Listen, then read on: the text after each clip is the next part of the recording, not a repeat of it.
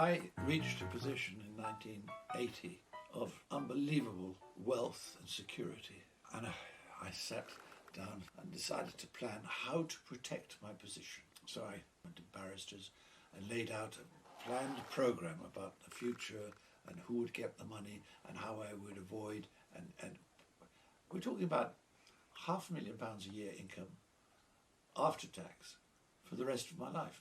So I spent a fortune on setting this wonderful foundation and various things up. What I was, of course, totally unaware, the kind of tsunami of hell that was going to follow 3 years later when I lost everything once more. All these wonderful people, the barristers and the solicitors, the one thing they're not telling you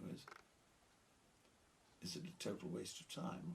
And how secure are you in taking all this into account when you make up your mind in terms of doing things? In this foundation and planning and whatever, you're actually making serious decisions about the future because you're confident. Is that confidence really justified?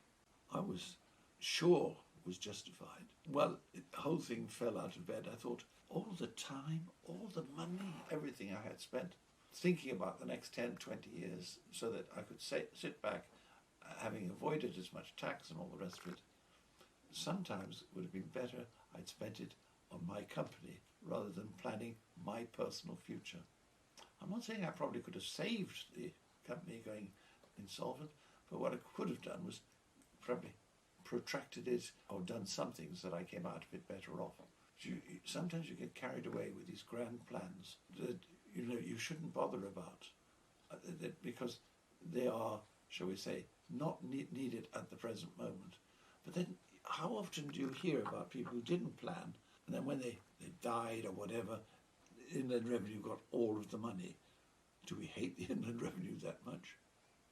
And don't forget, I'm actually coming from a period in the early 70s when 83% was the highest tax you paid. Plus 15% tax on unearned income, so you could pay 98%. By 1980, it was only 40%, 50%. It was nothing. Planning to do it to avoid whatever it was not so essential. But a lot of people spend their times on this wonderful planning. And all it is providing income for the solicitors and the barristers and the accountants. I have a situation at the present moment where I'm asked an IFA about a particular problem with an SIPP. Sounds very complicated. And she very nicely said to me, well, I could sort it out, but the fee is £2,500. I spent the last week since I heard this shocker. What on earth would I get from my £2,500? Would it be worthwhile? And it's funny, I haven't been able to justify it. However greedy you might feel, I can't justify it. So I'm saying to you, when you're actually speaking to people, just why are they giving the advice? And can you afford to take it? Because a lot of the times you are being a little bit presumptuous about the future, and it's not worth it.